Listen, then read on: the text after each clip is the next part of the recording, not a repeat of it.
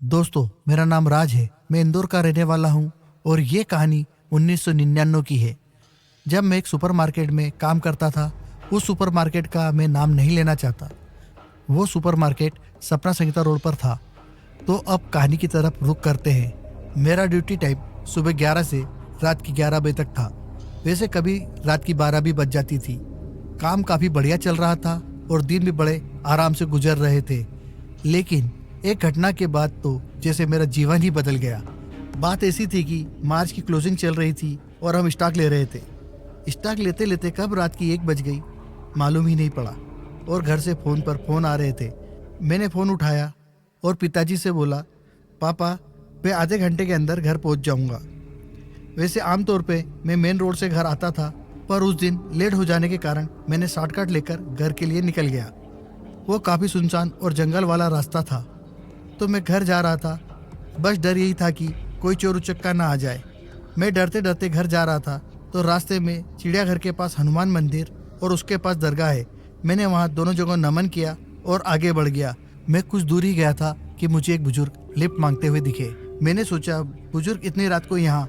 मैंने देखा वो धोती कुर्ता पहने हैं। मैं समझ गया ये पास के गांव के पिपलियाना के हैं। मैंने गाड़ी रोकी और उनसे पूछा, दादाजी कहाँ जाना है और इतनी रात को आप यहाँ क्या कर रहे हैं? तो वो बोले, बेटा मुझे पिपलियाना जाना है और मैं बस स्टैंड से पैदल पैदल आ रहा था। कोई साधन ना होने के कारण मैं पैदल पैदल आया हूँ। मेरे पास हुरपुक मुँहपेट थी। मैंने बोला, ठीक है दादाजी आप बैठो। मैं उनको लेकर कुछ आगे बढ़ा ही था कि मेरी गाड़ी भारी हो गई। तो मैंने पूछा, गाड़ी में हवा कम है क्या? दादाजी बोले, नहीं बेटा हवा तो बराबर है। मैंने सोचा अगर हवा बराबर है तो गाड़ी भारी क्यों हो गई? गाड़ी खराब तो नहीं हो गई? पर यह कैसे हो सकता है? गाड़ी तो नहीं है, गाड़ी खराब नहीं हो सकती। फिर गाड़ी आगे क्यों नहीं बढ़ रही? तो मैंने एक बार फिर दादाजी से बोला, दादाजी एक बार ठीक से देखो ना, गाड़ी में हवा है कि नहीं, कहीं पंचर तो नहीं हो गई? तो दादाजी बोले, एक बार बोल दिया ना हवा ठीक है। मैंने सोचा क्या मालूम क्या हो गया है। चलते चलते हम कृषि कॉलेज तक पहुंचे और मैंने घुर्राने की आवाज़ सुनी। फिर पीछे से किसी ने मेरा गला दबा दिया। मैं घबरा गया और मैंने पीछे देखा तो वहाँ दादाजी के अलावा और कोई नहीं था और दादाजी भी सीधे से बैठे हुए थे। मैंने सोचा ये मेरा वहम होगा। गाड़ी आगे बढ़ी तो फिर मुझे जोर जोर से सांस लेने की आवाज़ आई। तो मैंने फिर पीछे देखा तो मैं देखते से ही घबरा गया। मैंने देखा दादाजी तो वहाँ नहीं थे। एक सफ़ेद चेहरे वाला कोई था, पर उसकी आंखों की जगह 2 काले गड्ढे थे। मेरे रोंगटे खड़े हो गए। मैं पसीने पसीना हो गया। मैं गाड़ी रोकने ही वाला था कि वो पीछे वाला साया बोला, गाड़ी मत रोकना वरना अगली बार गाड़ी चलाने लायक नहीं बचेगा। मैं थर थर काँप रहा था। अब ना चाहते हुए भी गाड़ी आगे बढ़ाता गया। तभी मैंने देखा कि कुछ दूरी पर हनुमान जी का मंदिर है। जैसे ही हनुमान मंदिर आया, गाड़ी वैसे ही धीरे थी।